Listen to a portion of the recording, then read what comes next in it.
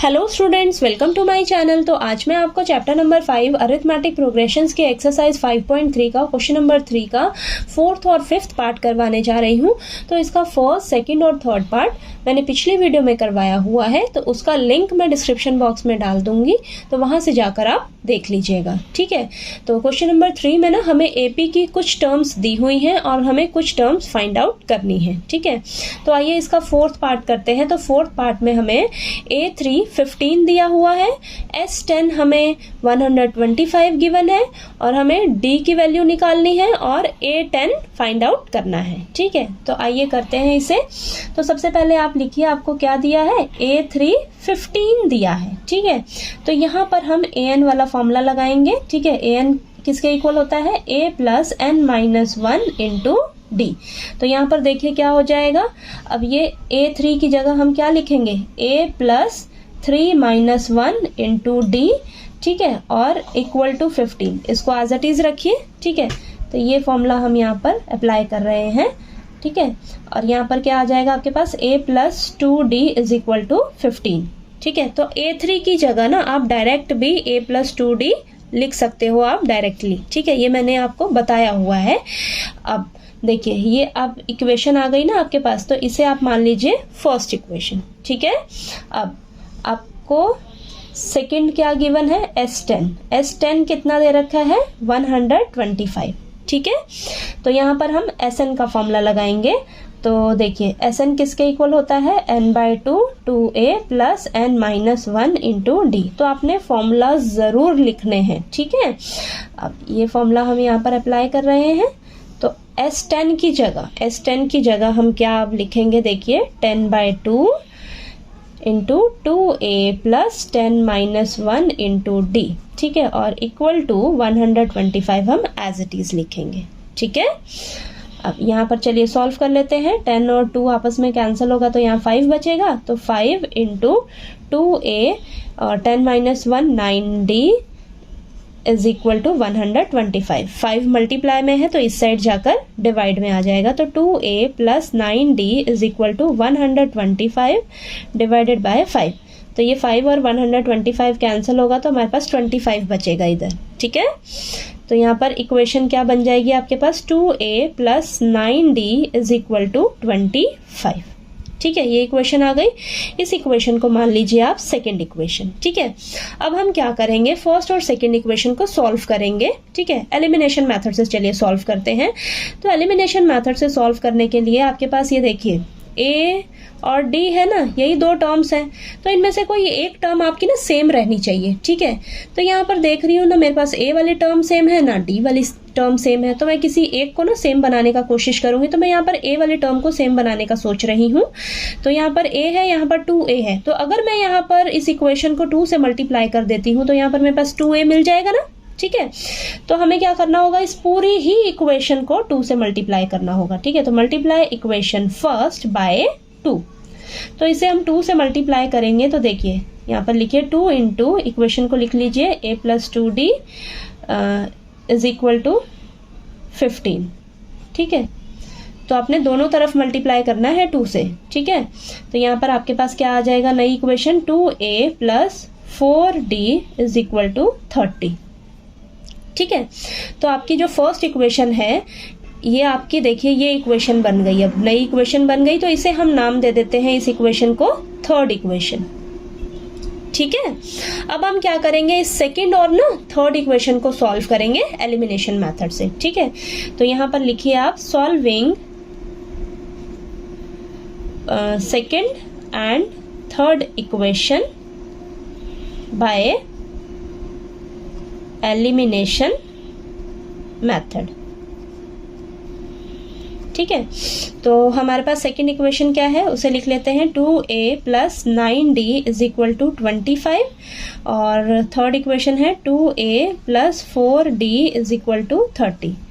ठीक है, तो सभी का साइन चेंज कर लेते हैं फटाफट से।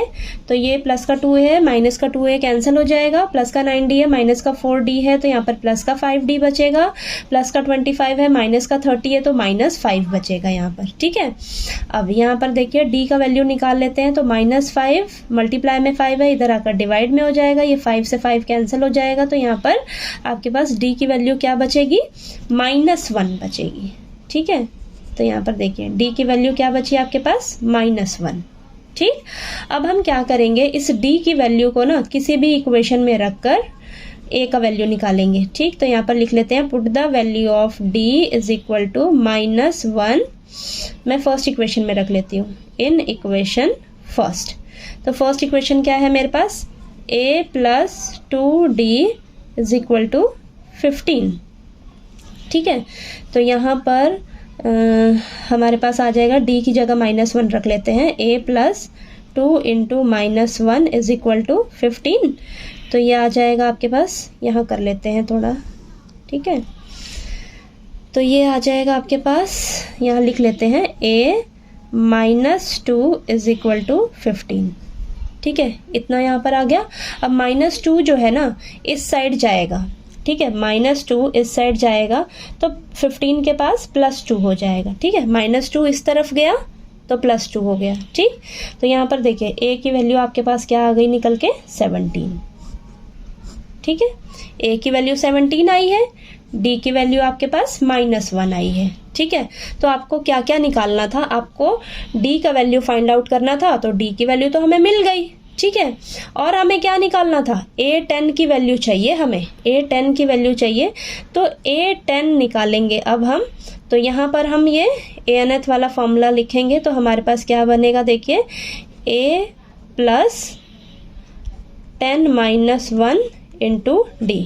तो आपके पास देखिए a क्या आया है, 17 + 10 - 1, d कितना आया है, -1। ठीक है, आप यहाँ पर डायरेक्ट फॉर्मूला a10 का लिख सकते हो, a + 9d। ठीक है, डायरेक्टली आप लिख दीजिएगा। ठीक है, यहाँ पर 17 + 9 × -1। ठीक है, तो ये आ जाएगा आपके पास 17 - 9। ठीक है, तो ये आपके पास a10 की वैल्यू क्या निकल कर आ जाएगी, 8। यानी कि आपकी 10th टर्म क्या होगी, 8 होगी। ठीक है, ठीक है, क्लियर हुआ। तो आपको एपी की कोई भी टर्म निकालने के लिए ए और डी का वैल्यू तो पता ही रहना चाहिए। तो इसीलिए हमें सबसे पहले ए और डी का वैल्यू पता लगाया है, तभी आप जो है ये वाली टर्म निकाल सकते हो। ठीक है, तो हमारे पास a10 की वैल्यू देखिए आ गई। ठीक, तो चलिए इसका अब हम 5th पार्ट करते हैं। ठीक है, तो 5th पार्ट में हमें क्या क्या दिया हुआ है वो लिख लेते हैं। d हमें 5 दे रखा है, s9 हमें 75 दिया हुआ है, a की वैल्यू हमें निकालनी होगी और a9 का वैल्यू भी हमें निकालना है। ठीक है, और यहाँ पर देखिए आप s9 = 75 दिया है और a9 हमें निकालना है। तो यहाँ से हमें एक चीज़ समझ आ रही है कि हमें n क्या दिया होगा, 9। ठीक है, 9 टर्म्स का सम हमें 75 दिया और 9th टर्म हमें निकालनी भी है। तो n आपके पास क्या है, 9 है। ठीक है, तो n की जगह हम 9 यूज़ करेंगे। ओके, तो चलिए सबसे पहले हमें ये जो सम दिया है ना 9 टर्म्स का, इसे ही यूज़ करके हम इनमें से किसी का वैल्यू निकालेंगे a का। ठीक है, तो चलिए करते हैं। तो यहाँ पर लिखिए सबसे पहले s9 = 75। ठीक है, तो यहाँ पर हम सम का फॉर्मूला लगाएंगे। तो सम का फॉर्मूला हमारे पास यहाँ पर देखिए, मैंने यहाँ पर आपको लिखवाया हुआ है कि Sn किसके इक्वल होता है, n/2 2a + n - 1 × d। तो यहाँ पर हम अप्लाई करेंगे। ठीक है, तो बेशक आप दोबारा से यहाँ पर लिख लीजिए, क्योंकि हर एक क्वेश्चन में ना आपने फॉर्मूला लिखना आपका बहुत ही ज़रूरी है। ठीक है, पेपर में आपने सबसे पहले फॉर्मूला ज़रूर मेंशन करना है कि कौन सा फॉर्मूला आप यहाँ पर अप्लाई कर रहे हो। तो ये फॉर्मूला हम यहाँ पर अप्लाई कर रहे हैं। तो लिखेंगे 9/2 और 2 × a तो हमें निकालना है, प्लस 9 - 1 × d का वैल्यू भी हमें दे रखा है 5। ठीक है, = 75। ठीक है, तो चलिए इसको सॉल्व कर लेते हैं फटाफट से। तो यहाँ पर आ जाएगा हमारे पास 9/2 2a + 8 × 5। Is equal to 75। अब यहाँ पर देखिए आप, ये जो 2 है ना, 2 मल्टीप्लाई 2 जो है डिवाइड में है इधर, और तो इस साइड जाएगा तो हमारे पास 75 के पास जाएगा तो मल्टीप्लाई में हो जाएगा, और 9 मल्टीप्लाई में है इधर, तो इधर जाएगा तो डिवाइड में हो जाएगा। तो ये आपके पास आएगा 2a प्लस 8 इंटू 5 40 हो जाएगा, is equal to 75 into 2 divided by 9। ठीक है, अब यहाँ पर आपके पास आ जाएगा 2a plus 40 is equal to, ये आ जाएगा आपके पास, देखिए इसको कैंसिल कर लेते हैं हम लोग, तो यहाँ पर नीचे 3 से कैंसिल होएगा तो ये 3 आएगा, और ये 25। ठीक है, तो 25 इंटू 2 करेंगे तो हमारे पास 50 आएगा, 50 और नीचे डिवाइड में क्या है 3 बचा है।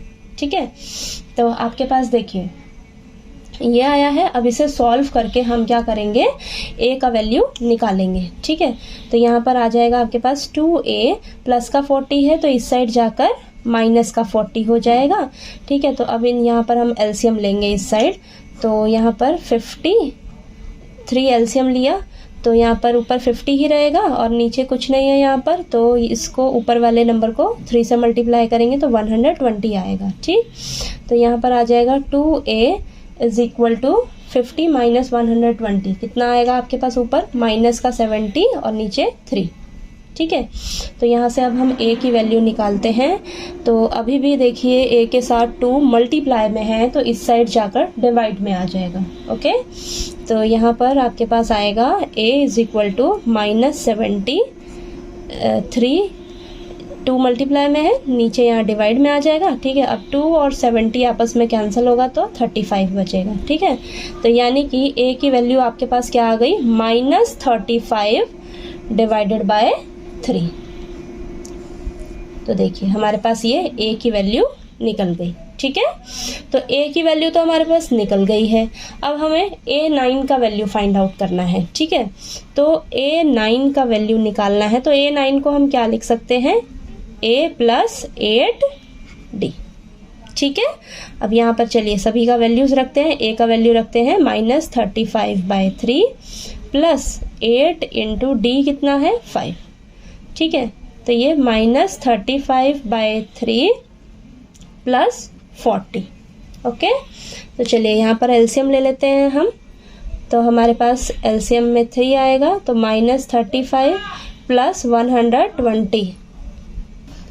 अब इसे हम सॉल्व करेंगे तो हमारे पास यहाँ पर आएगा प्लस का 85 और डिवाइडेड बाय 3, तो यानी कि हमारे पास a9 की वैल्यू निकल कर क्या आ गई है 85/3।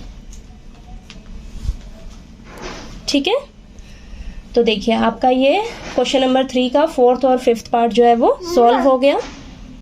तो आपको कहीं कोई डाउट लगे तो प्लीज़ आप मेरे से कमेंट करके पूछिएगा, और अगर आपको मेरा पढ़ाया हुआ अच्छा लगे, अच्छे से समझ आए, तो प्लीज़ वीडियो को लाइक कीजिए, शेयर कीजिए और ज़्यादा से ज़्यादा सब्सक्राइब कीजिएगा मेरे चैनल को। ठीक है, और इसके जो अगले पार्ट्स हैं क्वेश्चन नंबर 3 के, वो हम नेक्स्ट वीडियो में करते हैं। ठीक है।